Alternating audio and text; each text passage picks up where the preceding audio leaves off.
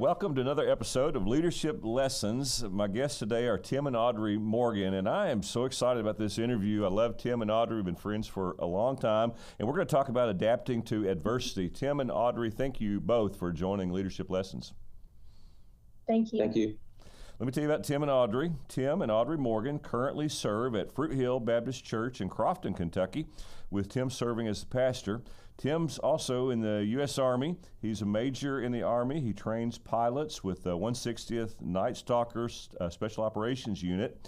Tim and Audrey have been involved in pastoral ministry for over a decade, and they have 4 children.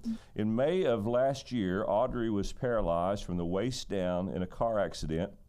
Through the struggle of recovery, the Morgans have served as an example of faithfulness in the midst of challenges. They wouldn't say that about themselves, but they really have been, and just they're an incredible blessing. So, Tim, let's just start right here. Both of you tell us the short version of how you came to faith in Jesus and how you met each other. You going first? Sure. So I actually am a product of bus ministry. Okay. Started riding, it was actually a converted school bus.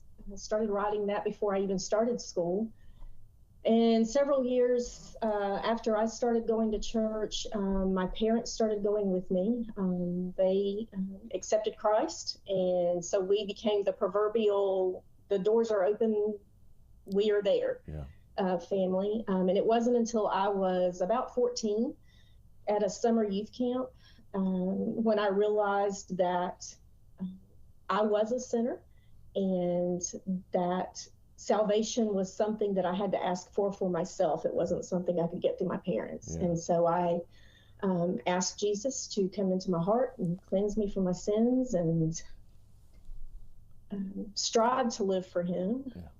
I don't always hit that mark like I should. None of us do, Audrey. Yeah. Audrey, I love the bus story, the bus route stories. They're incredible.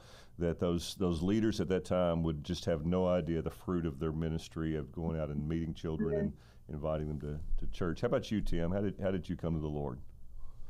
Well, I guess mine's not quite as cool as Audrey's. She's more pastoral than I am. But I was very blessed. At the time, a retired truck driver, was the pastor of our local little Methodist church in my community. And out through the little confirmation classes that they have as a 12-year-old. And just to be honest with you, Brother Todd, it was just the worst experience ever, because it was every Saturday morning through the summer in his upstairs office, and it was hot, and he was old, and but we'd gotten to the end of it, and he had gone through the plan of salvation and asked me what I'd thought of it. And I remember as a 12-year-old, I think it was the first time I'd ever used what I had thought was a curse word. And I said, well, I think I'm going to hell. Yeah. And he said, well, do you want to do that? And I said, well, no, that sounds terrible. And so he led me to the Lord right there in his office. And I feel compelled to say, because I always loved Brother Don, was his name.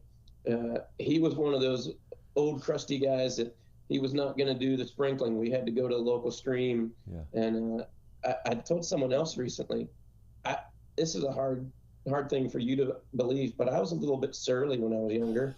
And I'm pretty sure he held me under until the bubbles slowed down. Well, he's just trying to get some things out of you that needed to come out. Yeah, that's a great. But you talk about the fruit of the ministry.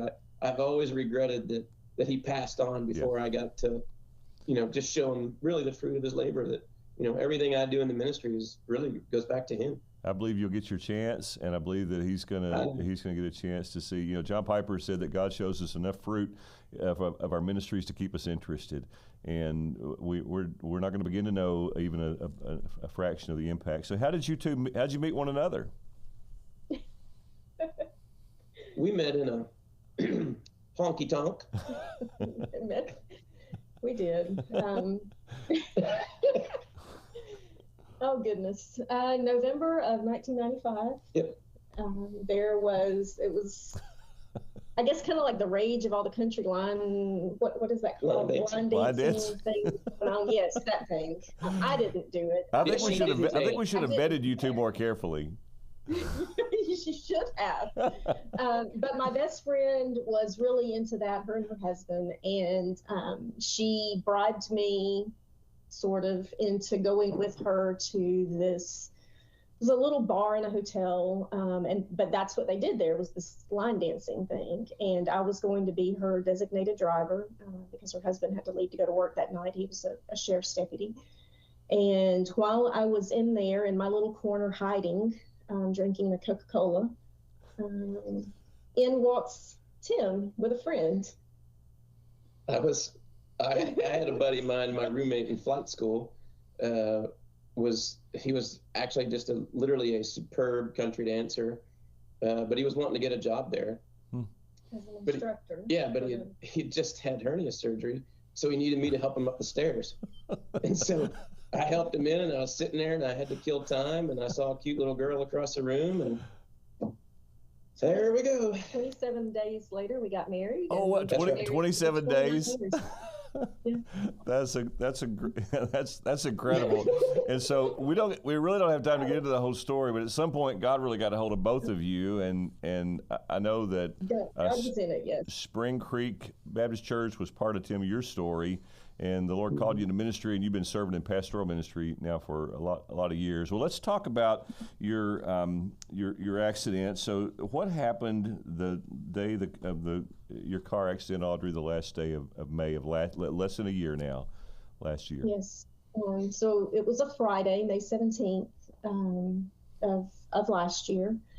I don't remember anything kind of out of the ordinary. It was just a normal day. I had gotten up, gone to work. I was working as a caseworker doing social work for Grace and Mercy, which is a local nonprofit for women in crisis. Yep. And that's in Hopkinsville. So it was maybe a 15-minute drive from where we live. I remember it rained off and on throughout the day. At some point during the day, Tim sent me a text or called, I'm not even sure which. It's like, hey, you want me to make dinner reservations tonight? You want to go on a date? And I said, yeah, sure, absolutely. Mm-hmm. I'd love to go on a date.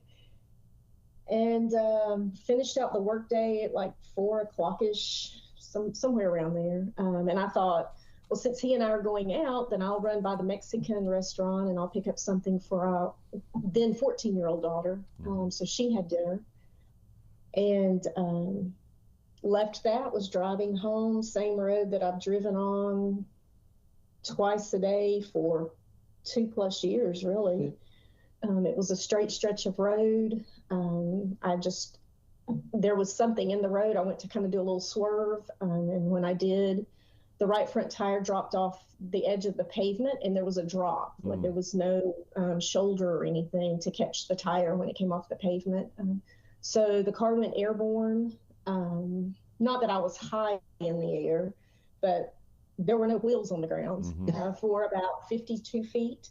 Wow. And the car landed pretty violently on the back end. And then it pitched forward about 17 feet and hit the front end pretty hard.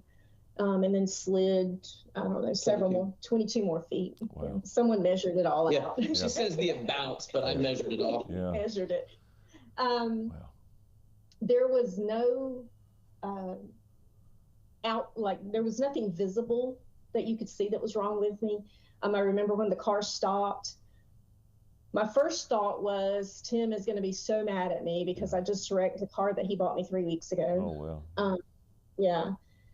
And then you kind of start going through that. Okay, what do I do? What do I do? What do I do? I need to get out of the car. That's what I need to do. So I went to open the door, and as soon as I did, there was a gentleman standing there already on the phone with emergency personnel. He had been behind me and had watched it happen. And at that point, I still didn't know anything was wrong. I didn't realize that I had been injured. I knew the car was probably totaled.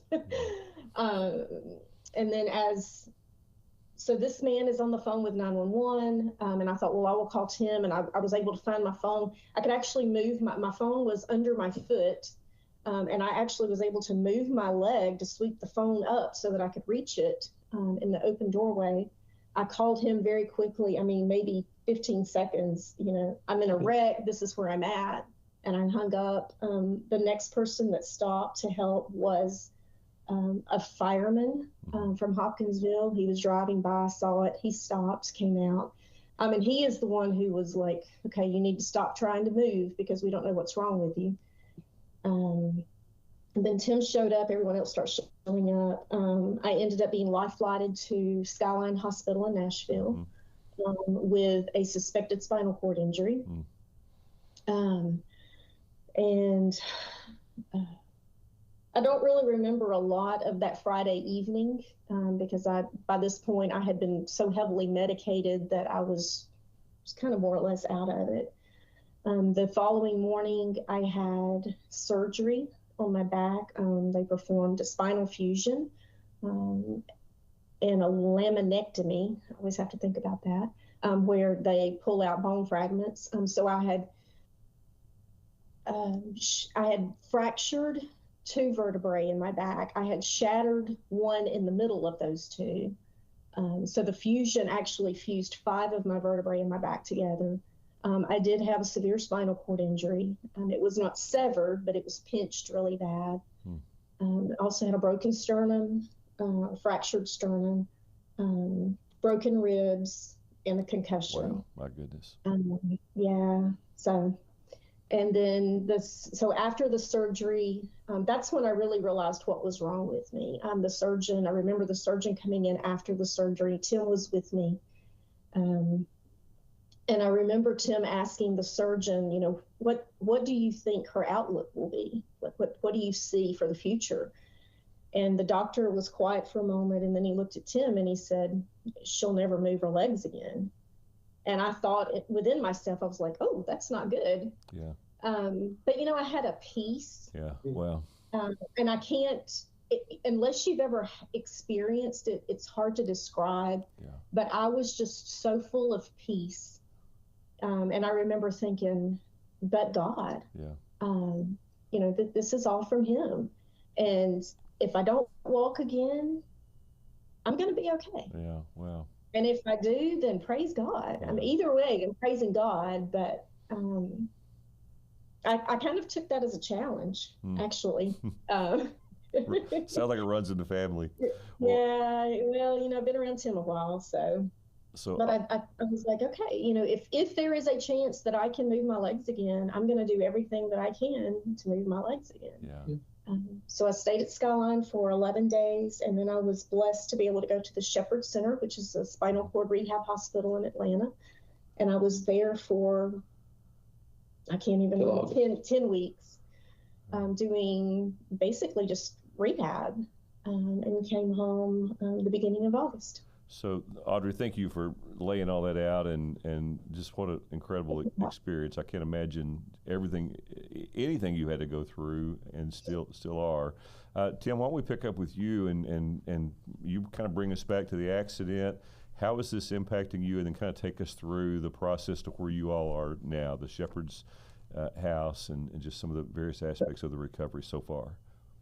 Just some things I'll highlight, Dr. Gray, is, you know, first of all, there's nothing in the ministry that prepares you for this. You are always telling other people that it's going to be okay, and God's going to come to glory through whatever this thing is in your family. But, you know, I don't want to say it's nice, because it's not, but it's also a blessing to be in the position where we are, that you can say, look, I'm not just telling you this stuff. Yeah. this is real. And we have gotten to minister to so many people since, where we've said, you know, and I will go to my grave, that you could put us in a stadium full of atheists, and I won't mention faith and I won't mention God, but if I tell you the miracles that happened, absolute undeniable miracles, they're going to have to question if there's something more. Mm-hmm. And that more is God. Mm-hmm. You know, Audrey had mentioned the Shepherd Center. It's very difficult to get into the Shepherd Center, just because of backlog and all the things. Compound that with insurance, and, you know, now Army, you know, our insurance is through the military. Right. Everything was against us. And I remember very vividly, you know, unfortunately, the world works off social media and the fastest way to tell people. And I didn't want a pray for us, because if you call me and you have a prayer need, I don't want to just pray for Dr. Gray. I want to know what do you need God to do? And so one of our prayer requests was, I'll never forget, we need to go to the Shepherd Center in Atlanta, and we need it now. Because they talked about sending us home for a while and then maybe going. Well, it was coming up on Memorial Day weekend as well. Right. And so we got it approved. The insurance approved it, and they were ready for us. And that's what I was getting ready to say. It was prior to Memorial Day, and I was like, hey, you're going to take us down there basically for a week. We want to stay here in Nashville where I still have an ability to affect, we have a teenager at home and all those things. And so they were ready for us before we were ready for them. And it was a God thing. And we watched that over and over and over and over with very specific prayer needs. And, you very quickly realize, I hope I'm not about to share out of context or out of turn and embarrass my amazing bride. But, one of the things that, Audrey's from South Alabama, and, all the things in our, at the time, 28 plus years of marriage, like we don't talk about personal habits. Right. That's just not something that we did. Sure. And, that was obviously, a concern when you're paralyzed from the belly button down. And I remember Audrey crying and saying, we don't talk about this. And, here we are, and you're having to help me. Yeah. And it really, it hurt me as a husband. And I just remember, I'm about to put something on Facebook, our most personal thing. Yeah. And I just remember putting that on Facebook. Hey, we need the Lord to intervene in bodily functions. And I don't mean in the future. I mean right now. Yeah, absolutely. And I put that on Facebook, and I can only tell you that within a day, it was no longer an issue. And Tim, I was following your Facebook posts, and as hundreds or thousands of other people were, and praying for you all. And I never saw anything that was in the least inappropriate, and there's no doubt that the Lord was guiding you and Audrey together to what do we say, what do we put out, what do we let folks know we're going through this, but we also want others to kind of go through and help us in prayer. Yep. Hey, what were a couple of things that maybe folks wouldn't think about that have been some of the biggest challenges in Audrey going from where you were that day on May the 17th to kind of getting to where you are now? What's a couple of things you had to overcome personally or get through? And Tim, same question for you. Wow. Accepting help is hard. Yeah, I would think so. And sometimes you are in a spot where you have no choice but to ask for help and accept help. Yeah. So that was hard for me.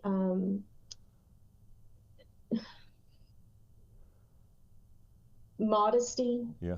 I think if there was anything I struggled with, it was that. I'm a very modest person. Sure. I've always been that way. And now that's just out the window. There's no such thing as modesty in a hospital. At least where I was and in the situation that I was in, where I had to depend on other people to bathe me and to help me get dressed. And that was, I think if I cried over anything, it was probably that. Yeah. That was a really hard struggle for me. But the other thing was you get out what you put in when you're in a therapy situation. You have to work hard. You have to be willing to get up every morning with a smile on your face and be ready to tackle the day. And that's not always easy. Oh, Audrey, I mean, it's like not only have you been through this horrible life experience and life-changing experience and the pain of the accident, the broken bones, all that recovery, but you got to get up every day and work really hard to just make the most of your situation and be able to function as well as you can. I think that's just incredibly difficult. It was. There was, on average, I would say 30 to 35 hours of therapy sessions each week, Monday through Saturday. Physical therapy, occupational therapy, exercise, therapy. I mean, there were things I'd never even heard of that I was having to do. And it was just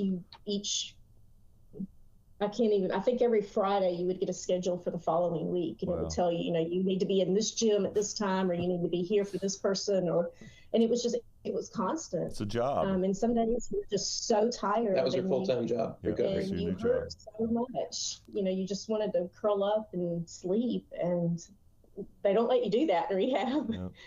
Kind of defeats the purpose. So it was that was hard. Yeah. It was. Well, it would have to be. So Tim, I mean, knowing you and knowing your love for your wife, and I won't embarrass you, but just, I mean, your career in the military fits who you are as a follower of Jesus. You would have gone through this for Audrey if you could. You would put yourself in her place if you could. What have been a couple of the most challenging things for you? Going through this with your bride? I think the biggest thing really comes down to it was her, not me. Yeah. Obviously my lifestyle has always led toward I was at the greater risk, I guess, or percentage to be in that position, not her. And you want to do everything for her. And not only can you not do it because she's got to do it, but you can't do it because she has to put the work in. Mm-hmm. And everything that you do kind of to help her and make it easier only helps in the short term. It doesn't help in the long term. One of the things I remember we've talked about, there's a couple of us from the Shepherd Center that have a group chat. But you're so focused on getting home all summer long. Your only focus is to get out of this facility. And you don't realize that when you're there, your entire focus is getting out of that facility until you get home. And now you got to refocus everything, because now you literally it's just like popping out of a cloud. Okay, now what? Everyone there is in the same boat. Everyone there is either in a wheelchair or loves somebody in a wheelchair. Then you get out here and you go to the grocery store, or you go to church, or you go to a place, and people are either looking over the top of the wheelchair or bumping into the wheelchair. You're a nuisance as opposed to being the focus. Yeah. So let's talk about that side a little bit. So moving from the Shepherd Center back to your home, what were some adjustments that you had to make, to physical adjustments to your home? Who were some people that helped with some of that? And what were a couple of things like, okay, we're working here at the Shepherd Center to get out of here. Now we're here. This is going to become new normal. What were a couple of things you had to address from that perspective? I would, to name one would be to forget a dozen of people that have helped us, from bringing little puzzles for Audrey to work on with dexterity at the hospital, but to the point of the home. And I've shared with everyone, I've built a lot of wheelchair ramps over the years. Most of the modifications to our home were things that I could have done, but I was in Atlanta. And we would come home, one of our local pastors, Buddy Slaughter, as you well know. I know Buddy. Love me some Buddy. Buddy put a door in for us and a ramp in for us.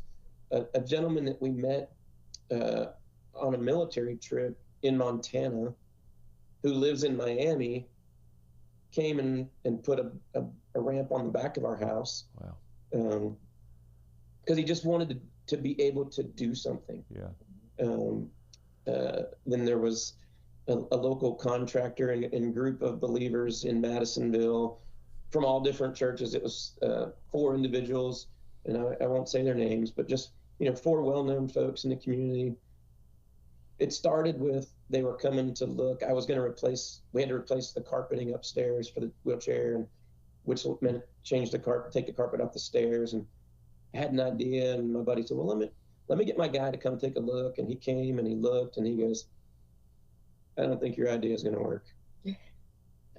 And so the next day they called and said, hey, we talked about this. How about you stay in Atlanta and we'll take care of the floor? And so, I picked up the material and I brought it home, and I came home the next week and there was, the carpet was gone, the floor was down. Wow. It was shower modifications, cabinet modifications, chair lift. And I will say, I got to share a funny story about the flooring. Yeah. Because it's one of those miracles. I bought the flooring in Dalton, Georgia. As you know, I'm terrible with names, but I dealt with Susie. So I paid for it on my way home. On my next return trip, I took my truck. I was going to pick up the flooring, but I'd forgotten the glue because it had to be glued and nailed because of the wheelchair. And I always let Audrey, so in all of our marriage, she's always taking care of the finances and all the things. I just, whatever. But so I took all that over. I had no idea what I was doing, but I'd still let her sort the mail. So I threw the mail in the front seat of the truck. I'm driving to Georgia. I call Susie an hour out. I'm like, hey, I forgot the glue. And she goes, hold on, let me get you a price. I said, Susie, I trust you. So I show up at the place. She comes out. She's got the little quote paper. I was like, Susie, I trust you. She goes, okay. She comes back with I enter my credit card. She comes back with my credit card receipt. And I go to sign it, and it was $477. And I said, Susie, is this right? And she goes, I thought you trusted me. And I said, I did $477 ago. So I drive the rest of the way to the hospital. It's about an hour and 10 minutes. And I'll just be honest. Like I was just, for whatever reason, I was so focused in on this $477. Like it's not that I didn't have it, but it was another $477 or something. And as I've shared with you, I have pretty pointed conversations with the Lord, and I'm, he's doing his thing, I'm doing my thing, and I get to the hospital. Audrey's going through the mail. She gets to one, she hands it to me. She goes, this one's yours. And I opened it up. It was from a local pastor, and it was a check for $500 with a Post-it note on it that said, God will use this to meet a need. Yeah, well. And I sat there just in tears that God had to laugh at me this entire drive to Atlanta, knowing what was coming. Yeah. He had to watch me go through this whole thing with Susie. He had to listen to me moan and gripe for an hour and 10 minutes, only to know that he had already met the need before I had the need, because he is God and he is sovereign. Tim, I have two questions I want to make sure I ask for both of you. One of them is you've shared your story in several churches, and you've expressed a willingness to, you and Audrey together, to go to churches and share your story. So I want to ask, what's been the response when you shared your story? And then the follow-up question I want to ask is, what are some things that you would love for folks to know who are not in your experience about life in being mobilized through a wheelchair, or helping folks who are? So let's start with the first one. What's been the response of folks who have heard your story when you've shared, either of you or both? I think the response has been amazing, again, because the events are so undeniably God. You cannot deny God's absolute providential hand. Yes, this was a tragedy. God did not cause this. He allowed it, but he's used it. Yeah. And people's response, I think if I would say my only regret is that I wish every church in Kentucky would call us and say, hey, we're going to do a Sunday evening, just tell us when you can be here. Because we talk about God's miracles, we read it out of the scripture, but I mean, we literally have Lazarus size miracles in Audrey. And I don't want to say people don't want to hear, but I think it's a little uncomfortable for people to hear that God he's not just working in the flowers and the trees and the butterflies, but he's working in the hard things. So actively. Yeah. So Audrey, now learning to be mobile through a chair. What do you wish folks knew about what you're dealing with, or how to interact with people who are in wheelchairs? What do you wish folks knew about that? I'm still the same person. Yeah. That's shorter. Shorter, yes. Can't look you in the eye unless you're sitting beside me. But so Audrey, just stop right there. Seriously, that's it. I'm sorry. No, do you wish folks would kind of kneel down and look you eye to eye, or are you okay with folks being? That doesn't bother me. Okay. I mean, it may bother some people. It doesn't bother me. It's the people who seem like they're scared to talk to me, or they don't want to approach me, or we know she's in a wheelchair. Yeah, I'm somehow different because I'm in a chair, but I can still do almost all the same things. Yeah, I still have the ability to talk and to speak and to hear, and to see, none of that has changed. It's just the way that I have to move has changed. Yeah. And that's been a big one, is people unsure of how to approach me now because I'm somehow different. Yeah, I think it's really helpful. And So Tim, what would you say to people if you see someone who's mobile through a chair? What would you say to them about approaching that person, being friendly to them, being helpful? Mm-hmm. Well, they already know they're in a wheelchair. Yeah. You're not gonna surprise them with it. Yeah. They knew. Sometimes they can't reach things on the top shelf. It's okay to be going through a grocery store and say, "Hey, you need me to grab that?" Yeah. Wow, that's great. So offer to help if it's appropriate. Yep. Yeah. I will say, we just went to a banquet last night for, it's called American Mobility Project, and Audrey is going to be awarded a specialized chair. It's called an iBot, Mm-hmm. and it will lift her up to eye level. It will climb stairs. Oh wow. It's on Segway technology. Wow. And you can't knock her over because it's part of the training, and it'll go on the beach. It'll go through the yard. It's just incredible. Wow. It's just, again, you just have to. You can't rob people's blessing by not letting them do things, and it's through a gentleman that was paralyzed in a helicopter crash that we're friends with, and other friends of ours through work, kind of put our name in front of them, and they're like, "Oh my gosh, here we have a guy in our unit who does our thing, and here's, it's his wife." And so we went last night, and they announced her as an awardee, a recipient. That's incredible. So we're pretty excited about that. So Tim and Audrey, thank both of you so much. Tim, my last question is for you, related to your role as a pastor. How has this experience over this past year? How has it changed you as a pastor? Made you a better pastor? How would you answer that question? How's it impacted you personally in your ministry leadership role? I think the biggest thing is I wish I were a better pastor in all respects. I don't know that this has helped.